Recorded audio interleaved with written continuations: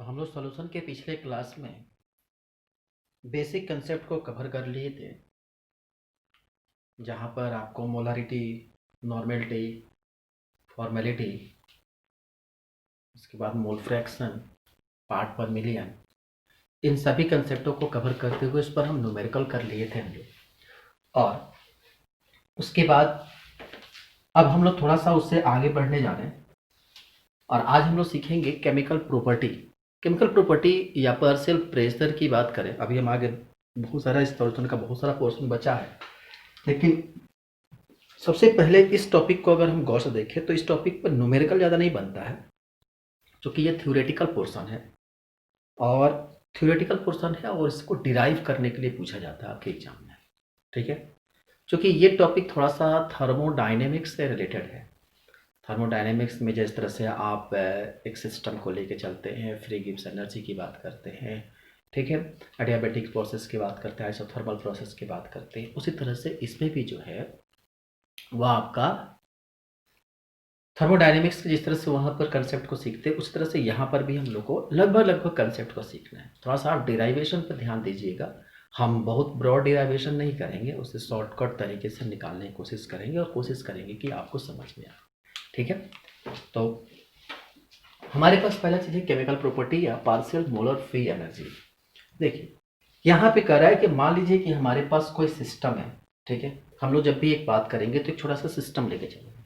मान लीजिए कि हमारे पास एक सिस्टम है और उस सिस्टम में क्या हुआ कि लगभग अलग अलग सॉल्यूट सॉल्वेंट जो है आपस में मिले हुए हैं। ठीक है, जब भी हम कोई सॉल्यूशन तैयार करते हैं तो उसमें क्या होता है, एक से अधिक सॉल्यूट को मिलाते हैं, सॉल्वेंट को मिलाते हैं। तो आपको ये पता है कि अगर किसी कंटेनर, सिस्टम का मतलब यहाँ पर होता है एक कंटेनर। ठीक है, सिस्टम का मतलब जहाँ पर भी हम केमिस्ट्री में खासकर अगर सॉल्यूशन में अगर सिस्टम टर्म यूज करते हैं तो उसका कहीं ना कहीं सीधा डायरेक्ट मीनिंग होता है कंटेनर। ठीक है, तो एक कंटेनर है, उसमें कंटेनर में क्या होता है कि डिफरेंट डिफरेंट मोलर यानी मोल के, जाहिर सी बात है अगर कई सारे क्वांटिटी उसमें है, अगर कई मान लीजिए 4-5 अगर कंसनट्रेट 4-5 तरह के अगर मालिक्यूल्स उसमें मिले हुए हैं, 4-5 तरह से अलग अलग पदार्थ यानी कि मटेरियल्स उसमें मिलकर एक सॉल्यूशन तैयार कर रहा है, तो ऐसे कंडीशन में जाहिर सी बात है कि सब किसी की नंबर ऑफ मोल्स जो होंगे वो क्या होंगे, अलग अलग होंगे। ठीक है, तो नंबर ऑफ मोलक, मान लीजिए कि हमारे पास एक सिस्टम है और सिस्टम में डिफरेंट डिफरेंट मोल के कई सारे मॉलिक्यूल्स उसमें पड़े हुए हैं। ठीक है, तो लिखिए let's suppose a system containing n constituents with individual concentration n1 n2 n3 n4 dot dot आगे तक जितना भी हो जाए। ठीक है, 86। ध्यान देखेंगे सारे के सारे नंबर ऑफ मोल्स हैं। ठीक है, कंसंट्रेशन जो हम दे रहे हैं वो नंबर ऑफ मोल्स हो दे रहे हैं। ठीक है, अब इसके बाद से हम इसमें पढ़ेंगे जिससे में सिस्टम का फ्री एनर्जी। ठीक है, फ्री एनर्जी कितना हो गया या एंट्रोपी क्या होगा उस सिस्टम का, या इस तरह से आपको कई तरह इस प्रॉपर्टी के बारे में हम लोग पढ़ेंगे। ठीक है, इन सारी प्रॉपर्टी को, चूंकि हम लोग थर्मोडायनेमिक्स में हर ट्रॉपी, free Gibbs energy, entropy, enthalpy, ये सब किसी को अलग अलग वर्क डन, ये सबको अलग अलग टर्म से रिप्रेजेंट करते हैं। ठीक है, पर हम क्या करते हैं कि जितने भी इस तरह के जितने भी टर्म्स हैं, सारे जितने भी टर्म्स को अगर हमें पढ़ना है सबको हम एक कांस्टेंट टर्म एफ मान लेते हैं। गौर समझिएगा, यहाँ पर जितने भी उस सिस्टम में एक्सटेंसिव प्रॉपर्टी जो भी हमारे पास सिस्टम का होगा, ठीक है, ध्यान रखेंगे सिस्टम का जितने भी एक्सटेंसिव प्रॉपर्टी है, जिस तरह से फ्री गिब्स एनर्जी, एंट्रोपी, ये सारे सिस्टम को क्या करते हैं कि सबको एक कांस्टेंट हम क्या मान लेते हैं, एफ मान लेते हैं। ध्यान रखेंगे जहां पर भी अगर हम सोल्यूशन में जहां एफ लिखेंगे वह एफ हर बात को रिप्रेजेंट करेगा। वो रिप्रेजेंट करेगा सिस्टम के एंट्रोपी को, वो रिप्रेजेंट करेगा एफ सिस्टम के फ्री एनर्जी को, वो रिप्रेजेंट कर सकता है सिस्टम के वर्क डन को। तो यह बने कि जहां हम एक सिंपल टर्म से हम एफ से रिप्रेजेंट कर लेते हैं। ठीक है, अब जहां अगर एफ फ्री एनर्जी की बात होगा तो एफ लगा देंगे या आगे चलकर हम अलग अलग टर्म रिप्रेजेंट करेंगे। ठीक है, तो ध्यान रखेंगे एफ क्या है हमारे पास, जितने भी एक्सटेंसिव फैक्टर हैं वो सारे फैक्टर को, जितने भी एक्सटेंसिव प्रॉपर्टी हैं वो सारे प्रॉपर्टी को एक छोटा टर्म एफ से रिप्रेजेंट कर देते हैं। ठीक है, चलिए अब जो हमारे पास एफ है ये सिर्फ और सिर्फ केवल टेम्परेचर और प्रेशर नहीं है। देख लीजिए, द प्रॉपर्टी ऑफ एफ या property F is function is not temperature and pressure but the amount of different constituents. ये सिर्फ प्रेशर ही नहीं है, अब इस एफ को कई सारे मल्टीपल जो हम लोग एफ मानते हैं, ये हमारे पास प्रेशर, ध्यान रखेंगे, pressure, temperature, number of moles, ये सबको हम रिप्रेजेंट करेंगे। ठीक है, आई बात समझ में?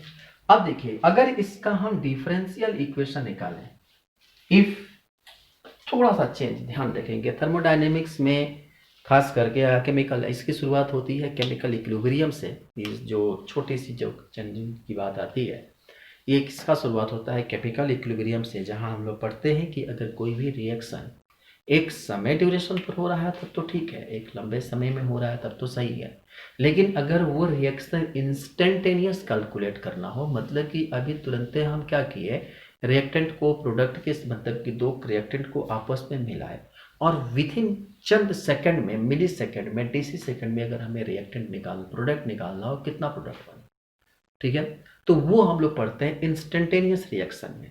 तो इंस्टेंटेनियस रिएक्शन के कंसेप्ट में भी हम लोग सीखते हैं कि वहाँ पे हम लोग मैथमेटिकल कैलकुलेशन सीखते हैं, जहाँ dx/dt एक इंस्टेंट छोटे से टाइम ड्यूरेशन में, टाइम दे देते हैं t1 से लेकर t2 तक, इस ड्यूरेशन में कितना रिएक्शन निकला। जैसे मान लीजिए 1 मिली सेकेंड है, 0 से लेकर 0.5 मिली सेकेंड तक, तो इसको हम लोग मैथमेटिकल कैलकुलेशन से, जिसे इंटीग्रल इक्वेशन के नाम से जानते हैं, वहाँ से हम लोग कैलकुलेट करते हैं। ठीक है, तो यहाँ पे क्या होता है, जब भी हम लोग कैलकुलेट करते हैं तो उसके रेस्पेक्ट में लेके चलते हैं, किसके रेस्पेक्ट में हमें पूछा जाता है। ठीक है, आप लोग ग्रेजुएशन में आ गए हो, 11th 12th BSc first year, हर जगह आपको इंटीग्रल इक्वेशन मिला होगा, तो आपको बहुत ज़्यादा नॉलेज होगा इसके बारे में। ठीक है, तो कह रहे हैं कि अगर हमें स्मॉल चेंजेज आए तो लिखिए, if there is a small changes in temperature, if there is a small changes in temperature, pressure and amount of constituents, then the change in the property F। तो हम लोग पढ़ेंगे dF इजिकल टू, ध्यान रखेंगे, dF equal to dF upon में dt into pressure. देखो यहाँ पर टेम्परेचर को लेके चल रहे हैं, ठीक है, जब हम टेम्परेचर को वेरिएबल लेंगे तो बाकी सब किसी को कांस्टेंट मानेंगे, pressure N1 N2 N3 dot dot जहां तक भी जाए, किसके रेस्पेक्ट में, विथ रेस्पेक्ट टू dt। ठीक है, तो ये डेल टी है विथ रेस्पेक्ट टू dt। उधर से इस पर टेम्परेचर को लिए है, अब प्रेशर को लो तो डेल एफ अपॉन में डेल पी, और यहाँ पे क्या आ जाएगा, temperature N1 N2 N3 dot dot with respect to क्या, अब यहाँ टेम्परेचर है तो टेम्परेचर क्या था, प्रेशर हुआ तो dP, प्लस उसी तरह से डेल एफ अपॉन में, अब हम नंबर ऑफ मोल N1 लेकर आते हैं। ठीक है, तो ये किसके रूप, यहाँ पे जो रेस्पेक्ट होगा वो क्या होगा, dN1, यहाँ पर टेम्परेचर, प्रेशर N2 N3। ठीक है, उसी तरह से डेल एफ अपॉन में डेल N2। ठीक है, ये हो गया dN2, यहाँ पे कितना हो जाएगा, टेम्परेचर, प्रेशर N1 N3, और उसी तरह से क्या, dF अपॉन में del N3 dN3, temperature, pressure N1 N2। ठीक है, इस तरह से एक हम इक्वेशन बनाते हैं। क्लियर हुआ? अब देखो इस तरह से ये इक्वेशन क्या करता जाएगा, आगे तक बढ़ता जाएगा। ठीक, जब इस इक्वेशन को हम लोग आगे बढ़ाते हैं तो ऐसी स्थिति में जितने भी हमारे पास चेंजेबल वैल्यू है, ठीक, अब क्या होगा कि वैल्यू जिस तरह से, जिसका वैल्यू बदलता जाएगा, मतलब कि टेम्परेचर का वैल्यू बदलेगा, तो जिसको जो वैल्यू बदलता जाएगा उसको चेंज करते जाएंगे, बाकी को क्या करेंगे, कांस्टेंट रखेंगे। हमेशा याद रखिएगा किसी भी चीज़ को जब कैलकुलेट करना होगा, अगर प्रेशर को कैलकुलेट करना होगा तो क्या करेंगे, टेम्परेचर को कांस्टेंट करेंगे, नंबर ऑफ मोल कांस्टेंट करेंगे। अगर सबको वेरिएबल कर दोगे तो फिर उस सिस्टम का हर चीज़ कैलकुलेट करना बड़ा डिफिकल्ट होता है, एक को कांस्टेंट तो मानना ही पड़ेगा। ठीक है, तो कह रहा है कि अगर मान लीजिए, सपोज करिए कि अगर जो सिस्टम है, अगर सिस्टम का, अगर हम अगला कंसेप्ट पर चलते हैं कि इफ टेम्परेचर और प्रेशर, ध्यान रखेंगे, अगर टेम्परेचर और प्रेशर ऑफ द सिस्टम अब उसको हम क्या करते हैं, केप्ट कांस्टेंट। अगर उसे हम कांस्टेंट कर देंगे तो क्या होगा, dt 0 और dp क्या 0। जब ये dt यहाँ पे 0 और यहाँ पे dp हो गया 0, तो ये दोनों के दोनों क्या हो गया, खत्म हो गया। इसके साथ इसको मल्टीप्लाई करेंगे, इसके साथ इसका मल्टीप्लाई करेंगे, दोनों के दोनों क्या होगा, खत्म हो गए। अब जैसे ही यहाँ पे ये खत्म होंगे तो यहाँ से जो इक्वेशन निकल कर आएगा वो हमारे पास किसका आएगा, सिर्फ नंबर ऑफ मोल n1 और n2 n3 के लिए आएगा। तो हम लोग क्या लिखेंगे यहाँ से, डेल एफ अपॉन में डेल n1, ये आ गया dn1 टेम्परेचर प्रेशर n2 और n3। इसको हम लोग क्या करते हैं, एक इक्वेशन ये निकल कर आएगा। ठीक है, आ रही बात समझ में। इसको क्या करते हैं हम लोग, f1 मान लेते हैं। क्या मानते हैं इसको, f1। ठीक है, उसी तरह से यहाँ पे देखेंगे डेल एफ अपॉन में del n2 dn2 temperature pressure n1 n3, इसको हम लोग f2 मान लेते हैं। और dlf अपॉन में del n3 dn3 temperature pressure n1 n2, इसको हम लोग f3 मानते हैं। ठीक है, आई बात समझ। तो यहाँ पे हम f1 f2 f3 मानते हैं। अगर मान लो कि जो हमारे पास ये जो, अगर इस पूरे सिस्टम को जो हम लोग f1 f2 f3 अलग अलग नंबर ऑफ मोल के लिए अगर मान रहे हैं, तो जो हमारे पास, गौर समझिएगा, हम लोग क्या किया, अलग अलग मोल के लिए m1 n1 n2 n3 के लिए हम लोग f1 f2 f3 माने। अगर इस सारे नंबर ऑफ मोल को एक हम फिक्स कांस्टेंट मान लें, मतलब कि अगर हम I से रिप्रेजेंट करें, I equal to 1 2 3 4 5 6 dot dot dot, ये 1 2 3 4 किसका है, नंबर ऑफ मोल्स को है। जो हम लोग f1 लिख रहे हैं, f2 लिख रहे हैं, f3 लिख रहे हैं, तो उसको हम लोग एक जनरल टर्म में नहीं लिख सकते हैं, fi रिप्रेजेंट करने का, यहाँ f1 जो है वो I से अगर हम रिप्रेजेंट कर दें तो हमारे पास इक्वेशन क्या निकल कर आएगा, देखो, डेल f अपॉन में डेल n1 के जगह पर हम क्या लिख दें, I, n2 क्या है, डेल ni। जो यहाँ पर रखेंगे वो सिमिलर वैल्यू यहाँ रखेंगे, और वही किसके लिए, इस पर भी वैल्यू होगा।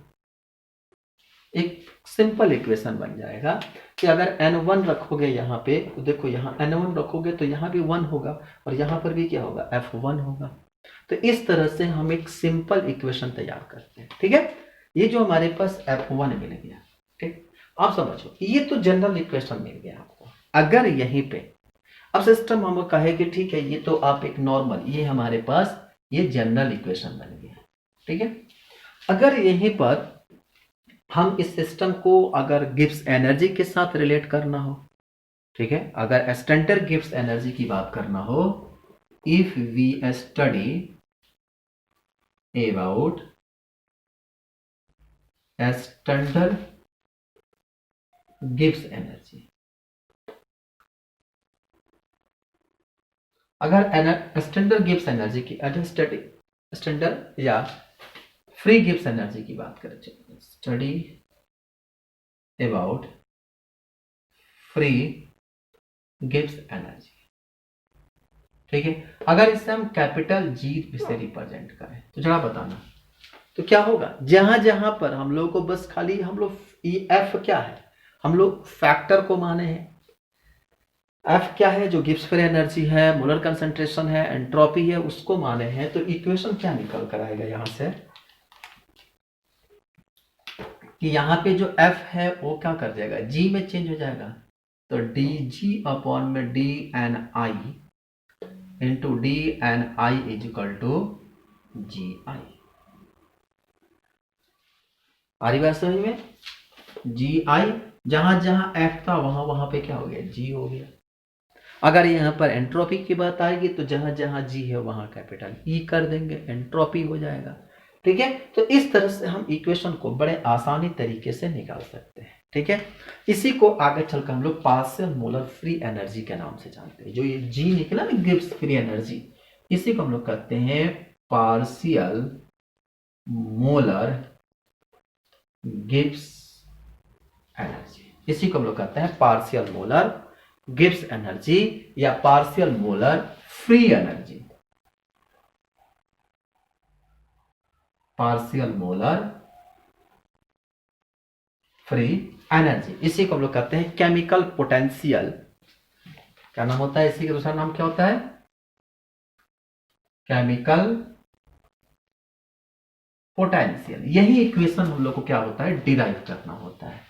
ठीक है, जिससे हम लोग कभी कभी साधारण तौर पर हम लोग म्यू से रिप्रेजेंट करते हैं। किससे रिप्रेजेंट करते हैं, म्यू से। तो फाइनल इक्वेशन हम लोग लिखते हैं dg upon d N I is into D N I is equal to G is equal to क्या, म्यू। तो हम लोग पार्शियल मोलर फ्री एनर्जी या केमिकल, जो हम लोग केमिकल पोटेंशियल होता है उसे क्या रिप्रेजेंट करते हैं, हम लोग म्यू से रिप्रेजेंट करते हैं। तो आपके एग्जाम में यही डायरेक्ट पूछा जाता है कि इसको डिराइव करो। तो बहुत आसान चीज है, आप इसको बड़े आसानी तरीके से इजी वे में डिराइव कर सकते हैं। ठीक है, उम्मीद करते हैं कि आपको सारी चीजें अच्छे से समझ में आया होगा। ठीक है, अब हम इसके आगे बढ़ते हैं। तो यहां तक हम लोग को इक्वेशन मिल गया। अब इसके बाद अगर हम देखें, ठीक है, तो इसको हम लोग क्या लिख सकते हैं कि यहाँ पे जी, म्यू बराबर जी आ गया, यानी कि यहाँ से इक्वेशन हम लिखें कि mu is equal to G आई बार क्या, डेल जी अपॉन में, डेल जी अपॉन में क्या, डेल एन आई, और यहाँ पे temperature pressure N1 N2 N3 या अलग अलग है। ठीक है, तो यहां से एक फाइनल इक्वेशन हम लोग का निकल कर बाहर आ गया। ठीक है, अगर मान लीजिए कि अगर हमारे पास I की जो वैल्यू है, यदि if d N I is equal to 1 हो, कितना मोल हो, 1 मोल हो, तो कितना निकल कर आएगा, d N I is equal to 1 mole होगा। यहाँ 1 रखेंगे तो ये नीचे डिनोमिनेटर क्या हो जाएगा, खत्म हो जाएगा। तो म्यू इज इक्वल टू जी बार और क्या, डेल जी। क्लियर इक्वेशन, या आप इसको डी जी लिखिए। और चूंकि यहाँ पे आपका फाइनल इक्वेशन हम लोग को मिलेगा, तो क्या मिलेगा, temperature pressure N1 N2 N3, ये यहाँ से एक हमको फाइनल इक्वेशन मिला। ठीक है, तो इस तरह से अगर आप प्रेशर को लेके चलो, टेम्परेचर को लेके चलो, तो यहाँ से इक्वेशन निकलेगा। लिखिए, नीचे उतार लीजिए इसको, लिखिए the chemical potential of a constituent is a mixture of a chemical potential of the constituent in a mixture is the increase in the free energy which take place at a constant temperature and pressure,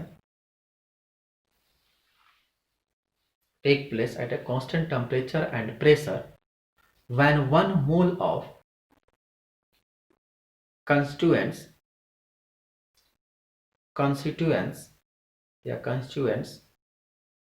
is added to the system,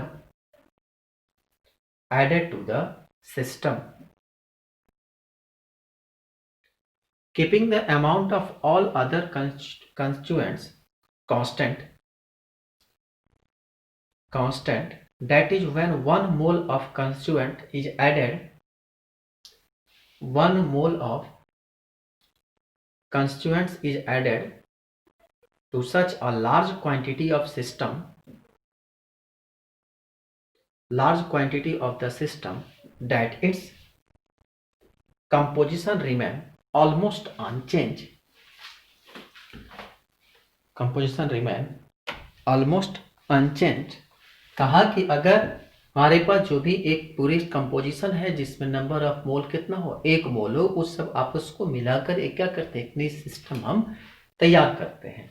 ठीक है, तो यहाँ से अगर हम अलग अलग reaction के लिए लिखेंगे, अगर मान लीजिए कि dg यहाँ पर टेम्परेचर और प्रेशर के लिए लिखे तो dg अपॉन में dn1 क्या आएगा, टेम्परेचर प्रेशर n2 n3, उसी तरह से dn1 और plus dg dn2 temperature pressure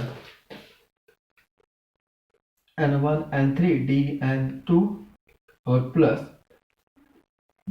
dg upon dn3 dn3 temperature pressure n1 और n2। ठीक है, अब हम एक काम करते हैं, आपको भी हमने एक इक्वेशन लिखा था बेटा कि जो हम लोग पढ़े थे dg, हाँ यहीं पर तो है, dg n1 t1, आप देखो गौर से देखो, dg ni temperature pressure n1 n2, इसको हम लोग क्या माने हैं, म्यू माने हैं, देख रहे हैं हर जगह। तो इसको क्या कर सकते हैं हम लोग, dg टेम्परेचर प्रेशर, इसको हम लोग क्या कर सकते हैं कि म्यू1 मान सकते हैं। ठीक है, और क्या इंटू dn1। ठीक है, तो एक काम करें, dn1 को हम इंटीग्रल इक्वेशन के रूप में n1 लिख सकते हैं, तो क्या होगा, या तो इसको हम लिख सकते हैं म्यू1 dn1 प्लस इसको क्या लिख सकते हैं हम लोग, म्यू2 dn2, और इसको लिख सकते हैं म्यू2 dn3। यहां से एक नया इक्वेशन हम लोग को मिल गया। ठीक है, तो अगर इसको हम लोग इंटीग्रल रूप में लिखें, डायरेक्ट रूप से अगर इंटीग्रल रूप में लिखेंगे तो इंटीग्रल इक्वेशन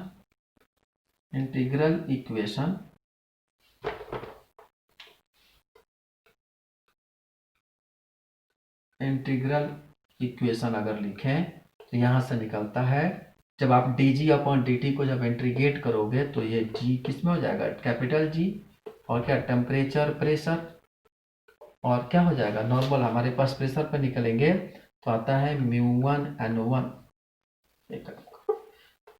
n, और यह जो n है ना बेटा, ये n को हम कैपिटल N मान लेते हैं, जो कि n2 n1 n2 n3 dot dot dot, ये कैपिटल N हम मान लेते हैं। जो हम लोग लिख रहे हैं ना n1 n2 n3, जो अलग अलग अलग लिखते हैं हम लोग, उसको हम लोग कैपिटल N मान लेते हैं।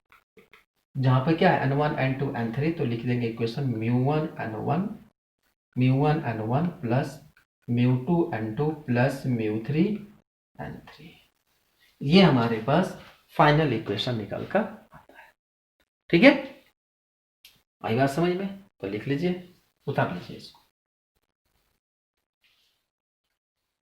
नीचे लिखिए, the chemical proportion of the constituent is a mixture of its contribution to the total free energy of the system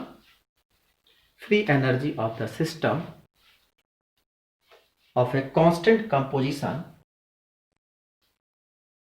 at constant temperature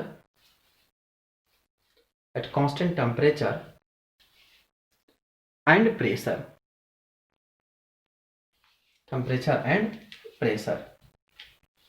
क्या कहा कि केमिकल प्रोपोर्शन क्या है कि टेम्परेचर, कांस्टेंट टेम्परेचर और प्रेशर में जितने भी नंबर ऑफ कंपोजिशन होंगे, उन सभी किसी को आपस में मिलाकर जो एक मिक्सचर तैयार करते हैं, वो मिक्सचर उसका पोटेंशियल क्या कहलाता है, वही मिक्सचर आगे चलकर उसका केमिकल पोटेंशियल कहलाता है। तो केमिकल पोटेंशियल क्या कहलाता है कि जब किसी एक कोई भी कंट्रीब्यूशन हमारे पास है, कोई भी सब्स्टिट्यूटेंट है, उसको पर मोल क्या करते हैं, उसको आपस में मिलाते हैं, और मिलाते समय ध्यान रखेंगे कि टेम्परेचर और प्रेशर को क्या करना है, कांस्टेंट रखना है। तो केमिकल पोटेंशियल क्या होता है कि किसी जितने भी हमारे पास कंपोजिशन है, सारे कंपोजिशन का फ्री सिस्टम में, मतलब कि फ्री एनर्जी, सीधा समझिए कि अगर कोई सिस्टम है, उस सिस्टम में जितने भी कंस्टिट्यूएंट हैं उस सबको आपस में मिला दें। ठीक है, मिलाने के बाद जो एक नए, ध्यान रखेंगे, मिलाने के बाद मिलाते समय हमें दो बात पर ध्यान रखना है। पहली बात, उसकी टेम्परेचर कांस्टेंट होनी चाहिए, प्रेशर कांस्टेंट होना चाहिए, और कंपोजिशन हमेशा पर मोल लेनी चाहिए। ठीक है, तो सारे कंपोजिशन को आपस में मिलाने के बाद, ठीक, तो उसे कांस्टेंट टेम्परेचर प्रेशर पर मिलाकर एक नए कंस्टिट्यूटेंट तैयार करते हैं, एक नए मिक्सचर तैयार करते हैं। वो मिक्सचर जो होता है वो क्या कहलाता है, आगे चलकर केमिकल पोटेंशियल कहलाता है। ठीक है, अब हेडिंग डालिए activity and activity coefficient. Next heading है activity and activity coefficient. Activity and activity coefficient. तो हम यहाँ पे हम लोग पढ़ा था कि केमिकल पोटेंशियल जो हम लोग सीखे थे, कि केमिकल पोटेंशियल को क्या सीखे थे हम लोग, म्यू। ये क्या था आपका, केमिकल पोटेंशियल। ठीक है, the chemical potential of an ideal gas equation. ठीक है, अब ध्यान रखेंगे, ideal gas equation is related to its pressure, is related to its pressure P by the expression of, तो होता है mu equal to mu naught plus R T log P. ध्यान रखेंगे ये ई बेस पर है तो एल एन लिख लो, एल एन पी। ठीक है, जहां म्यू नॉट जो है वह आपका कहलाता है chemical potential in standard state. ठीक है, आई बात समझ में। अब जैसे ही हमारे पास स्टैंडर्ड स्टेट आता है, मतलब कब, वेयर पी इक्वल टू कितना, 1 एटमोस्फेयर। ठीक, अब कह रहा है कि एक मिक्सचर जिसमें आइडियल गैस अगर मिलाया जाए, उसमें अगर कांस्टेंट प्रोपोर्शनल आई हो, आगे लिखिए, in a mixture of ideal gases the chemical potential of any constituents I in the mixture is related to its partial pressure। अब यहां जो पार्शियल प्रेशर पी आई, तो mu equal to mu naught I plus R T L N P i, ये हमारे पास equation आता है। ठीक है, क्योंकि जहां पर हम लोग प्रेशर को लिए थे उसको हम लोग इनिशियल कंसंट्रेशन के साथ, जो प्रेशर जो था उसको हम लोग अब क्या की, एक कंस्टिट्यूटेंट के साथ ऐड कर दिया। तो यहाँ पर क्या आ गया, mu naught i R T P I.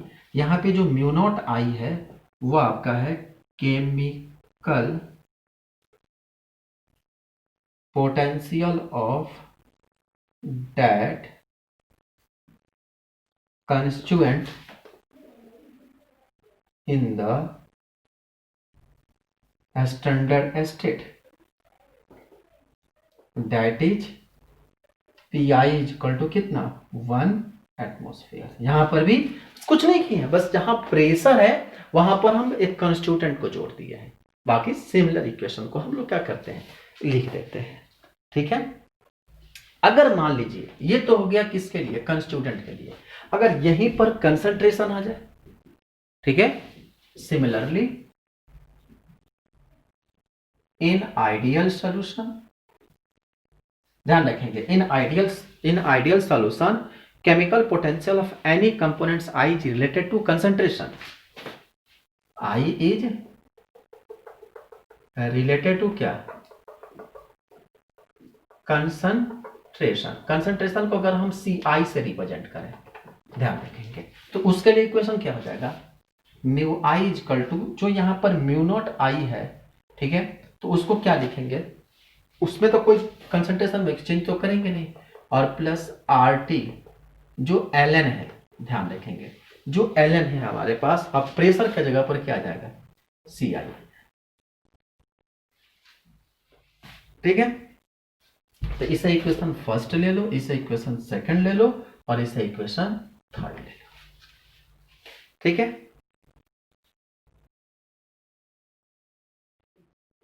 ध्यान रखेंगे ये इक्वेशन फर्स्ट, सेकंड और थर्ड सिर्फ आइडियल गैस के लिए वैलिड है। ध्यान रखेंगे, equation first, second and third only valid for किसके लिए? Ideal gas. ठीक है, रियल गैस जिसको हम लोग कहते हैं नॉन आइडियल गैस। ठीक है, रियल गैस जिसको कहते हैं non ideal gas.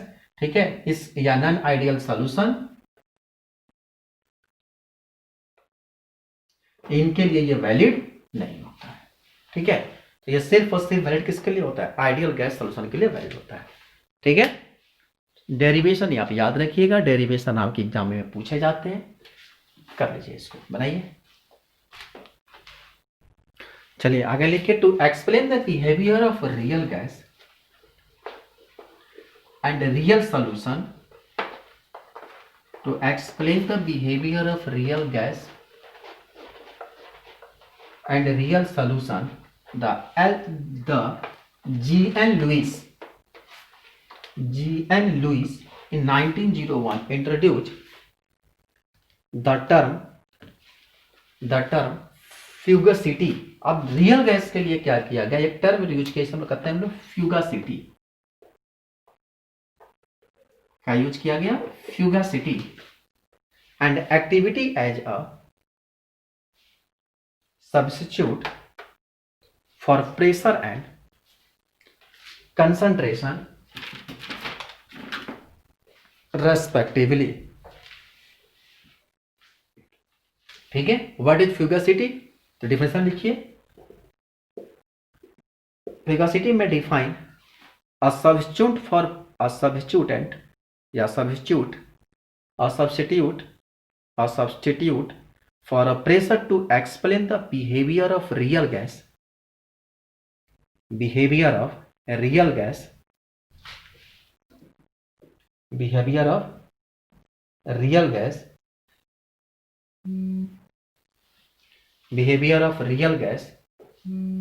and activity may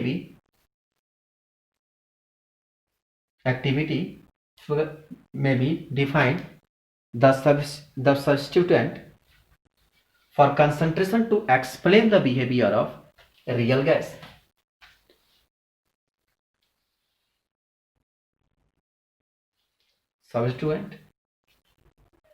Activity may be defined the substituent for concentration to explain the behavior of non-ideal solution। Non ideal solution. तो जो वहां पे हम लोग टर्म फ्यूगासिटी किसके यहां पर जो ये जो है, ध्यान रखना, ये जो दोनों टर्म हम यूज करते हैं वो होता है नॉन आइडियल गैस या नॉन आइडियल सॉल्यूशन के लिए। गौर समझना, ठीक है। जहां नॉन आइडियल गैस था उसकी जगह पर, जहां पर आइडियल गैस था, आइडियल गैस, उसके जगह पर फ्यूगासिटी आया। क्या आया? फ्यूगासिटी आया। ठीक है, जो आइडियल गैस था वहां पर क्या आया? फ्यूगासिटी आया। और जो आइडियल सॉल्यूशन था, ठीक है, उससे हम लोग एक्टिविटी से रिप्लेस किए। ध्यान रखना, जहां पे आइडियल गैस था, हम लोग आइडियल गैस के पीछे इक्वेशन सीखे, ठीक है, वहां पे टर्म आया फ्यूगासिटी। तो फ्यूगासिटी आइडियल गैस है, यानी किसके रिलेशन में आया? ये प्रेशर जहां पर रिलेट होता है, ध्यान रखेंगे, जहां पर प्रेशर की कोरिलेशन, जहां रिलेशनशिप डिसाइड होती है वह फ्यूगासिटी होता है। तो कहते हैं कि define the substituent for the pressure to explain the behaviour of कौन सा गैस? Real gas. तो जहां पे रियल गैस के या नॉन आइडियल गैस के क्या प्रेशर को रिप्रेजेंट करें, ध्यान रखेंगे। आइडियल गैस के, हम आपको फिर रिपीट कर रहे हैं, आइडियल गैस के प्रेशर को रिप्रेजेंट करने के लिए हम लोग यूज करते हैं क्या? Ideal solution, ideal gas equation. ठीक है, तो वहां पे दोनों टर्म प्रेशर ही है। अगर प्रेशर वह आइडियल गैस इक्वेशन के लिए है तो वह आइडियल गैस कहलाएगा, और अगर वो प्रेशर रियल गैस इक्वेशन के लिए है तो वह फ्यूगासिटी कहलाएगा। क्लियर हुआ? अगर प्रेशर आइडियल गैस इक्वेशन के लिए है तो वह आइडियल गैस इक्वेशन कहलाएगा, अगर वह प्रेशर रियल गैस के लिए है तो कहलाएगा फ्यूगासिटी। दोनों में कोई अंतर नहीं होता है, बस जहां पर प्रेशर है वहां पर फ्यूगासिटी आ जाता है, नया टर्म लिखा गया। उसी तरह से आइडियल गैस इक्वेशन में क्या आता है? कंसंट्रेशन आता है। ठीक है, कंसंट्रेशन हम लोग पढ़ते हैं, सभी हम लोग इक्वेशन सीखे, mu equal to mu naught plus mu naught i R T L n c. ठीक है, तो यहां पर हम लोग क्या सीखे? कंसंट्रेशन सीखे। तो कंसंट्रेशन जहां आता है वह होता है आपके आइडियल सॉल्यूशन। क्या आता है? आइडियल सॉल्यूशन कहलाता है। लेकिन वहीं पर अगर कंसंट्रेशन रियल गैस के लिए हो तो उसे हम लोग कहते हैं एक्टिविटी। फिर समझना, अगर प्रेशर जनरल प्रेशर अगर हम लोग पढ़े तो वो आइडियल गैस के लिए है, लेकिन रियल गैस में उस प्रेशर को टर्म में हम क्या चलते हैं? फ्यूगासिटी कहते हैं। आइडियल गैस में कंसंट्रेशन टर्म आता है, रियल। ठीक है, तो याद रखेंगे आइडियल गैस में प्रेशर टर्म आता है, और आइडियल गैस में प्रेशर टर्म आता है, और रियल गैस में उस प्रेशर जब टर्म यूज करते हैं तो उसके जगह पर फ्यूगासिटी यूज करते हैं। ठीक है, उसी तरह से आइडियल गैस इक्वेशन जो होता है उसमें कंसंट्रेशन टर्म यूज करते हैं, और यहाँ पे कंसंट्रेशन के जगह पर हम लोग एक्टिविटी टर्म यूज करते हैं। ठीक है, तो प्रेशर रिप्लेस होता है फ्यूगासिटी से और कंसंट्रेशन रिप्लेस होता है एक्टिविटी से। क्लियर हो गया? ठीक है, तो नीचे लिखो, in a mixture of real gas the chemical potential mu I, a mixture of real gas, the chemical potential mu I of any constituent I is given by, क्या इक्वेशन आएगा? mu I is equal to mu naught I plus RT ln Fi। ठीक है, तो यहां Fi क्या है? Fi जो है वह fugacity of the constituents I in the mixture। उस तरह से सिमिलर कंपोजिशन किसके लिए हो? कंसंट्रेशन के लिए हो। Similarly non ideal solution for the chemical potential क्या हो गया? Similarly in a non ideal solution the chemical potential of any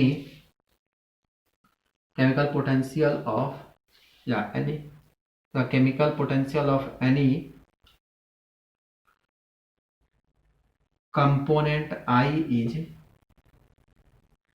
given by, कितना आएगा? Mu I is equal to mu naught I plus R T ln A I. जहां A I क्या है? A I is the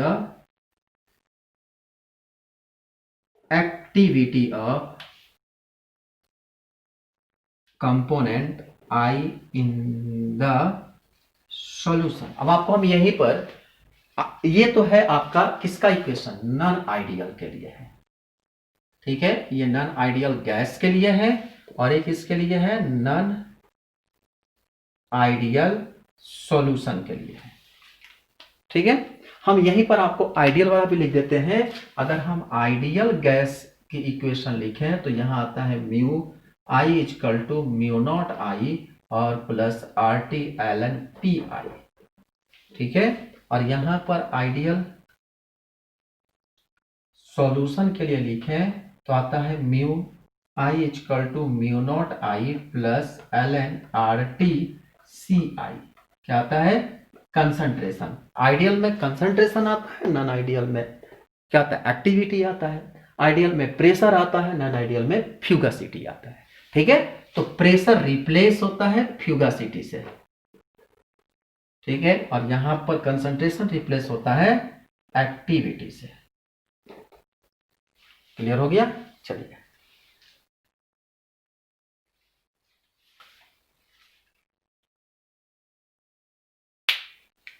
नीचे लिखिए, to explain the behaviour of real gas,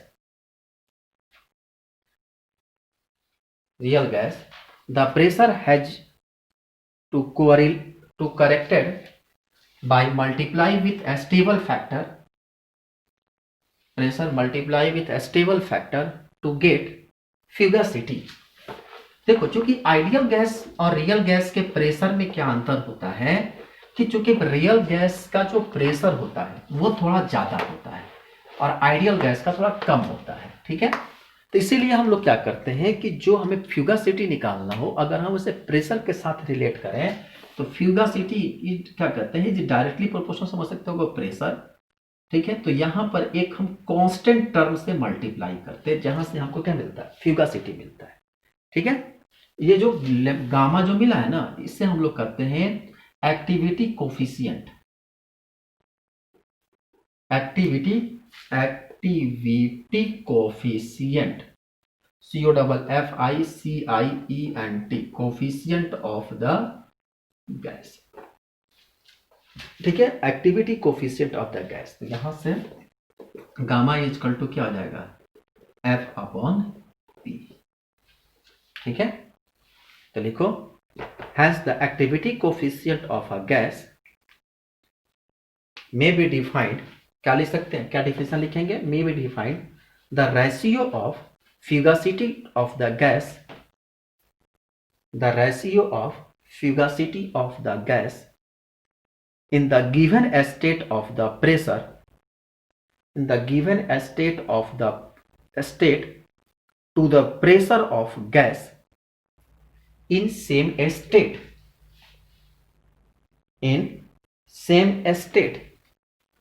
कहा कि ratio का डिफाइन कि फ्यूगासिटी, ध्यान रखिए स्टेट सेम होना चाहिए, किसी भी सॉल्यूशन का फ्यूगासिटी और सेम स्टेट टू सॉल्यूशन का प्रेशर का रेशियो जो होता है वो कहलाता है एक्टिविटी कांस्टेंट, ठीक है।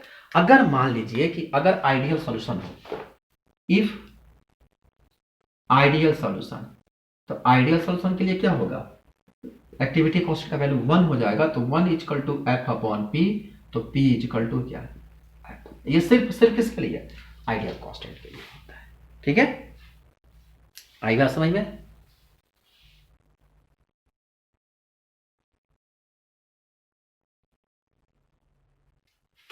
चलिए यहां तक हो गया। अब उसी तरह से अगर हम दूसरा इक्वेशन हम लोग सीखें, similarly non ideal solution concentration is corrected to give the activity, ठीक है। तो A इक्वल टू क्या, लैम्डा गामा इंटू सी। तो यहां से सिमिलर इक्वेशन क्या है, गामा इक्वल, यहां पर गामा क्या है, यहां पर भी गामा जो हमारे पास है वो कॉन्सेंट्रेशन कांस्टेंट है, ध्यान रखेंगे, ये कोफिशिएंट, ये एक्टिविटी कोफिशिएंट है, गामा लिख लो, it is the activity coefficient of that components in the solution whose concentration is C। तो यहां से गामा इज इक्वल टू क्या आएगा, A/C। तो इसका डेफिनेशन क्या लिखोगे, यहां पर क्या लिखोगे, इसका डेफिनेशन यहां पर क्या होगा, activity coefficient of the component in the solution, activity coefficient of component in the solution may be defined as the activity of the components in the solution to the concentration of the same component, to the concentration of the same components, concentration of the same components in the solution, ठीक है। तो ideal के लिए क्या होगा, ideal solution के लिए gamma का वैल्यू 1, तो कितना हो जाएगा, A इक्वल टू C, ठीक है। तो यहां से हम लोग जो रिलेशनशिप निकाल कर लाए, ठीक है। अब हम लोग कितने सारे रिलेशनशिप हम लोग पढ़ लिए, ये गामा इसके साथ, ये पूरा का पूरा हमारे पास क्या है, एक नए रिलेशनशिप हम लोग निकाल कर लाए, ठीक है। अब इसको समझिए, यहीं से अगर हम सबको एक साथ जोड़ दे। हम लोग क्या क्या सीखे, हम लोग सबको एक साथ जोड़ दें। तो हम लोग पहले सीखे F equal to A upon C, A equal to C into F। ध्यान रखें, एक मिनट, अगर हम इसी टर्म को कंसंट्रेशन के साथ यूज करें, ध्यान रखेंगे, लिखिए if concentration is explain in mole per litre of mole fraction,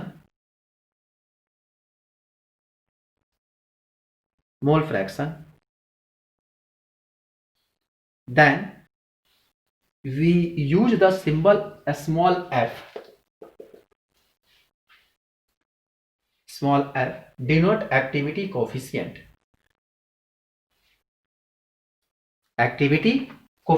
तो f इजकल टू कितना, a upon C, activity upon concentration, ठीक है। तो a इजकल टू क्या, f इंटू सी, ठीक, या f इजकल टू क्या, a अपॉन x, x जो है आपका मोल फ्रैक्शन है, तो a इजकल टू क्या, f इंटू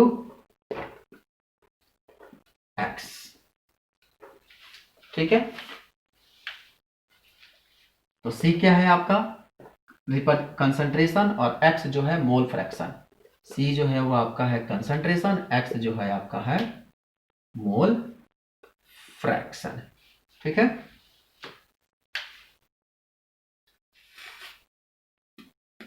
अगर इसी लैम्डा का उपयोग हम मोलरिटी के टर्म में करें, if lambda used in denote